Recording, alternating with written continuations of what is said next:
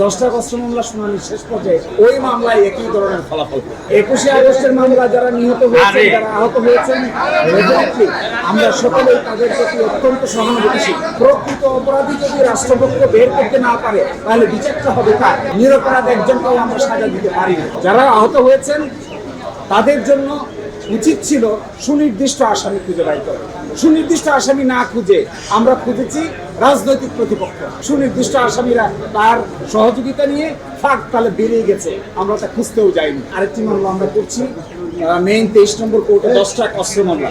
এই 10টা অস্ত্র মামলা শুনানি শেষ পর্যায়ে আমরা আশা করব ওই মামলায় একই ধরনের ফলাফল। এই মামলাটা তাহলে এখানে শেষ। আর 21শে আগস্টের মামলা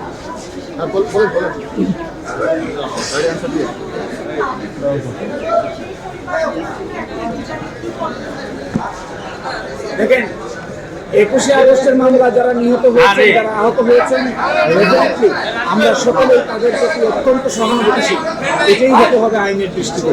কিন্তু প্রকৃত অপরাধী যদি রাষ্ট্রপক্ষ বের করতে না পারে তাহলে বিচারটা হবে কার?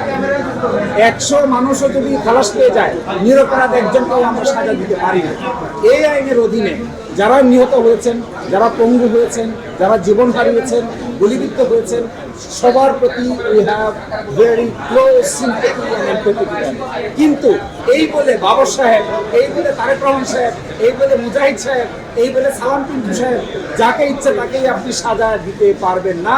এটা ক্রিমিনাল জুরিসপ্রুডেন্সের কোনো নিয়মের মধ্যে পড়ে না। এই জন্যই যারা আহত হয়েছেন তাদের জন্য উচিত ছিল সুনির্দিষ্ট আসামি খুঁজে বের করা। সুনির্দিষ্ট আসামি না খুঁজে আমরা খুঁজেছি রাজনৈতিক প্রতিপক্ষ। রাজনৈতিক প্রতিপক্ষ খুঁজতে গিয়ে সুনির্দিষ্ট আসামিরা তার সহযোগিতা নিয়ে ফাঁক তালে বেরিয়ে গেছে, আমরা তা খুঁজতেও যাইনি। এই জন্য এইভাবে টর্চার করে, ক্রিমিনাল জুরিসপ্রুডেন্সকে ব্যবহার করে যাকে ইচ্ছা তাকে সাজা দেওয়ার যে নীতি, এই নীতি কোনো সরকারের আমলে কারো জন্যই প্রযোজ্য হওয়া উচিত। তাদের জন্য কি পথ থাকলো? তাদের পথটা কি থাকলো? জি, তারা যারা ভিকটিম হয়েছেন, যারা এই মামলায় হয়েছেন, তাদের জন্য প্রপার ইনভেস্টিগেশন হবে কিনা, that totally depends upon the state. রাষ্ট্র সেটা দেখবে। কিন্তু আমাদের কথা হলো, কাউকে আপনি পান না কে আসামি হবে। বিচারিক প্রক্রিয়ায় তার এই খালাসের বিরুদ্ধে যা ইচ্ছে তা করতে পারবে তারা।